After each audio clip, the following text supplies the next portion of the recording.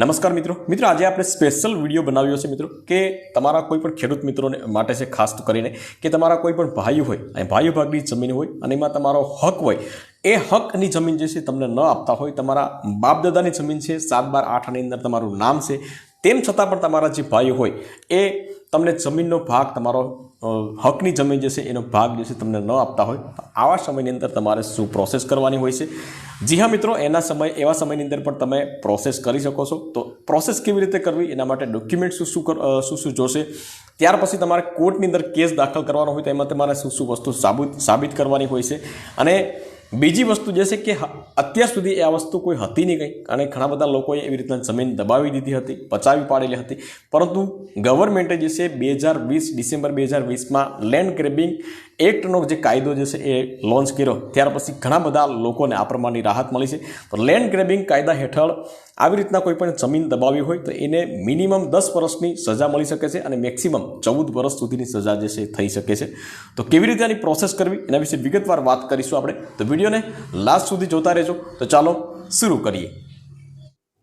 તો બાપદાદાની જમીન હોય તમારો હક હોય અને તમને જમીનમાં ભાગ ન મળતો હોય તો એના માટેની શું પ્રોસેસ છે તો વિગતવાર વાત કરીશું। અને સાથે સાથે આપણે લેન્ડ ગ્રેબિંગ એક્ટ 2020 જે કાયદો છે તેમાં શું સુવિધાઓ મતલબ કે શું પ્રાવધાન છે તેના વિશે પણ વાત કરીશું। આપણે ક્યાં અરજી કરવી એના વિશે વિગતવાર વાત કરીશું। તો સૌપ્રથમ તમારે શું કરવાનું છે, સૌપ્રથમ તમારા ભાગની જો જમીન મેળવવા માટે તમારે સિવિલ કોર્ટની અંદર અરજી કરવાની હોય છે।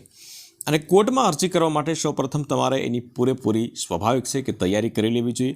તૈયારી કરવા માટે શું કરવું પડે, તૈયારી કરવા માટે તમારે પાર્ટીશન દ્વારા તમારી તમામ માહિતી એકઠી કરવી જરૂરી છે। મતલબ કે આટલી જમીન અમારા ભાગમાં આવે છે, આવી રીતના જે તમામ માહિતી જે છે એ તમારા એકઠી કરી લેવી જરૂરી છે। હવે ઘણા બધા ખેડૂત મિત્રોને એ ખ્યાલ નહીં હોય કે પાર્ટીશન એટલે શું, તો પાર્ટીશન વિશે પણ તમારે જાણી લેવું જરૂરી છે। ક્યારેક કોર્ટની અંદર આપણે ઉતાવળની અંદર અરજી કરી દઈએ છીએ પરંતુ એમાં ઘણા બધા ડોક્યુમેન્ટ્સ અને એવિડન્સ જે છે પ્રૂફ્સ ના અભાવે આપણા તરફેણમાં આપણે સાચા હોવા છતાં પણ આપણા તરફેણમાં નિર્ણય જે છે નથી આવતો અને આપણે કેસ જે છે એ આપણા વિરુદ્ધમાં આવે છે અને આપણી જે હકની જે પણ જમીન હોય, પ્રોપર્ટી હોય એ આપણે નથી મળતી। એટલા માટે પાર્ટીશન દ્વારા સૌપ્રથમ આપણી જે માહિતી જે છે, આપણા ડોક્યુમેન્ટ્સ જે છે એની તૈયારી કરી અને ત્યાર પછી જ તમારે અરજી પિટિશન કરવી જોઈએ, મતલબ કે અરજી દાખલ કરવી જોઈએ।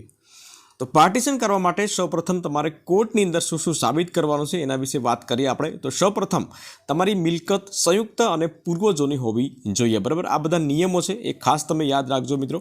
સૌપ્રથમ તમારી મિલકત સંયુક્ત મતલબ કે ભાઈઓ ભાગની હોવી જોઈએ અને તમારા પૂર્વજોની મતલબ કે બાપ દાદાની હોવી જોઈએ, જે તમારે કોર્ટમાં ડોક્યુમેન્ટ્સ મારફત તમારે સાબિત કરવાનું રહેશે। ત્યારબાદ તમારી જમીનમાં તમારા હિસ્સો પણ તમારે સાબિત કરવાનો રહેશે કે ભાઈ અમારો કેટલો હિસ્સો આવે છે। માની લો કે તમે 4 ભાઈ છે તો ચોથા ભાગની જમીન તમારા હિસ્સામાં આવે તો એ વસ્તુ તમારે ડોક્યુમેન્ટ્સ મારફત તમારે એ સાબિત કરવાની રહેશે। ત્યાર પછી જમીન ખરીદેલી છે અથવા તો બાપ દાદાની છે અને એમાં કોની ભાગીદારી છે તો એ પણ તમારે વિગતવાર પાર્ટીશન દ્વારા તમારે દર્શાવવાનું રહેશે કોર્ટની અંદર। ત્યાર પછી વાત કરીએ મિત્રો, આ વાત થઈ પાર્ટીશનની। હવે તમારે માની લો કે ક્યારેક એવું પણ ઘણા બધા ખેડૂત મિત્રો સાથે બનતું હોય, જે અભણ ખેડૂતો હોય, જેને ખ્યાલ ન પડતો હોય, તો એવા ખેડૂતો માટે બનતું હોય છે કે તમને તમારા હકની જમીન છે, તમારા ભાગની જમીન છે અને તમે માની લો કે તમારા ભાઈઓ જે છે, તમારા પિતાશ્રી છે એ તમારી મંજૂરી વગર જો વેચી નાખતા હોય તો એ વેચાણ જે છે એને તમે અટકાવી પણ શકો છો। મતલબ કે વેચી નાખતા હોય તો એમાં તમને ભાગ ન આપતા હોય ને ડાયરેક્ટ એના વેચી નાખતા હોય તો એ વેચાણ જે છે તમે અટકાવી પણ શકો છો। એના માટે તમારે શું કરવાનું છે, કોર્ટની અંદર જઈ અને તમારે સ્ટે લઈ આવવાનો છે। ત્યાર પછી આજીવન તમારી મંજૂરી વગર તો એ જમીન જે છે વેચી ન શકે છે। તો આ પણ એક પ્રાવધાન આપેલું છે બંધારણની અંદર। ત્યાર પછી વાત કરીએ સૌથી મહત્ત્વની મિત્રો કે ડોક્યુમેન્ટ્સ શું જોશે। તો તમે જે જમીન પર તમારી હિસ્સેદારી માગી રહ્યા છો તેના માટે ડોક્યુમેન્ટ્સ જે છે એ ફાઇલ સાથે તમારે જોડવાના રહેશે। તો ઓરિજિનલ ડોક્યુમેન્ટ સ્વાભાવિક છે કે ઘણા બધા ખેડૂત મિત્રો માટે કે જે ઓરિજિનલ ડોક્યુમેન્ટ ના હોય તો ઓરિજિનલ ડોક્યુમેન્ટની કોઈ જરૂરિયાત નથી, કારણ કે કોર્ટની અંદર ઓરિજિનલ ડોક્યુમેન્ટના મતલબ કમ્પલસરી નથી હોતા। જો હોય તો બેટર છે, બાકી ઓરિજિનલ ના હોય તો તમારી પાસે ઝેરોક્સ હોય તો એ પ્રૂફ પણ તમે ડોક્યુમેન્ટ્સ તરીકે કોર્ટની અંદર રજૂ કરી શકો છો। તમે જેવા કે 7/12 નકલ જે છે તમારા જમીનની તો એ તાલુકા પંચાયત મામલતદારથી તમે કઢાવી શકો છો. દસ્તાવેજ વગેરે જે ડોક્યુમેન્ટ જે છે તો એ વસ્તુ તમારે એકઠી કરી અને ફાઇલ સાથે તમારે કોર્ટની અંદર પેશ કરવાના રહેશે. હવે વાત કરેલી મિત્રો કે જે લેન્ડ ગ્રેબિંગ જે છે, લેન્ડ ગ્રેબિંગનો કાયદો એક્ટ ડિસેમ્બર 2020માં આવ્યો હતો. તો એમાં પ્રાવધાન શું છે, શું એમાં જોગવાઈઓ છે? તો હવે કોઈ પણ વ્યક્તિએ જમીન ઉપર કબજો કર્યો હોય તો તેની લેન્ડ ગ્રેબિંગ કાયદો 2020 મુજબ સજા ઓછામાં ઓછી 10 વર્ષથી લઈ અને વધારેમાં વધારે 14 વર્ષ સુધી સજા થઈ શકે છે. અથવા તો 100% જંત્રી ભરવાનો દંડ થઈ શકે છે. મતલબ કે જમીનનો 100% જંત્રી હોય તો એ જમીનના ભાવ બરાબર જંત્રી થઈ જાય, બરાબર, તો એ લાખોમાં જતા હોય છે, તો એ ભરવાનો દંડ થઈ જાય છે. તો આ પ્રમાણનો લેન્ડ ગ્રેબિંગનો કાયદો છે. અને એમાં કોઈ પણ વ્યક્તિ હોય કે જેણે મતલબ જમીનમાં એનો હક કિસ્સો ન હોય, એનું નામ ના હોય અને ડાયરેક્ટ જે કબજો કરી લીધો હોય તો એને લેન્ડ ગ્રેબિંગનો કાયદો લાગુ પડે છે અને એને જેલ પણ થઈ શકે છે. તો આ પ્રમાણે થયું હોય મિત્રો, લેન્ડ ગ્રેબિંગ તમારી સાથે થયું હોય તો સૌપ્રથમ એની અરજી જે છે ઓનલાઈન તમારે કરવાની હોય છે. અરજી ક્યાં કરવાની હોય છે? તો આ વેબસાઇટ તમે જોઈ શકો છો, iora.gujarat.gov.in. આ વેબસાઇટ ઉપર જઈ અને તમારે અરજી કરવાની રહેશે, બરાબર. થોડું હું તમને પ્રેક્ટિકલ કરીને તમને બતાવી દઉં. તો ડાયરેક્ટ આપણે વેબસાઇટ ઓપન કરી અને આપણે ચેકઆઉટ કરીએ છીએ. તમારા મોબાઈલની અંદર અથવા તો લેપટોપની અંદર કોઈ પણ બ્રાઉઝર ઓપન કરી અને તમે લખશો, ફક્ત IORA લખશો એટલે આ વેબસાઇટ IORAની ઓપન થઈ જશે, મતલબ કે આવી જશે. તો અહીંથી આપણે ડાયરેક્ટ એ વેબસાઇટ જે છે એ તમારે ઓપન કરી લેવાની છે. વેબસાઇટ ઓપન કર્યા પછી અહીંયા તમે જોઈ શકો છો ઓનલાઈન એપ્લિકેશન કરીને છે. તો એ ઓનલાઈન એપ્લિકેશનમાં તમારે જવાનું રહેશે.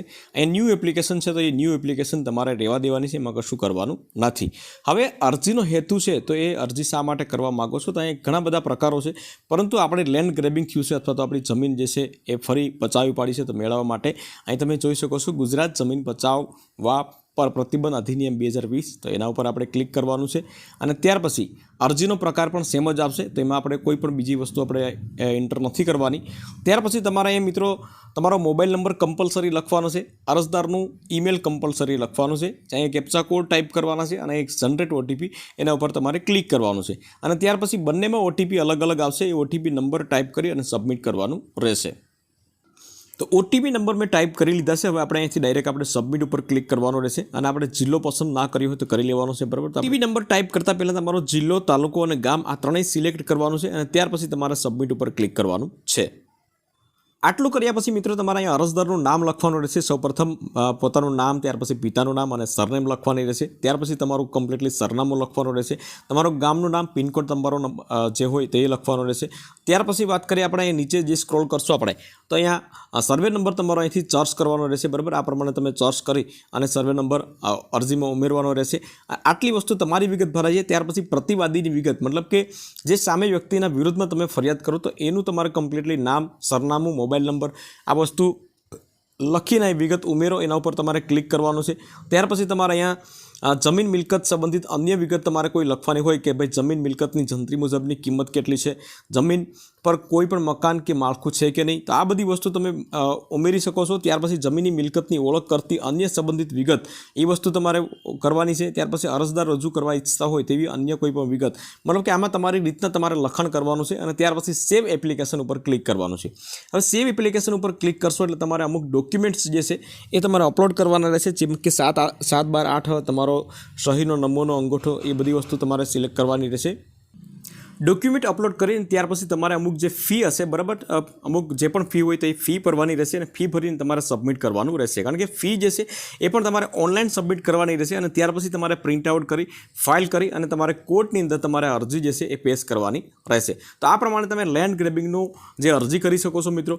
આમાં તમને કોઈ પણ પ્રશ્ન હોય તો તમે કોમેન્ટ કરી શકો છો. વિડીયો ગમ્યો હોય તો વિડીયોને એક લાઇક જરૂરથી કરી લેજો, શેર કરજો અને ચેનલ ઉપર નવા આવ્યા હોય તો ચેનલને સબસ્ક્રાઈબ જરૂરથી કરી લેજો.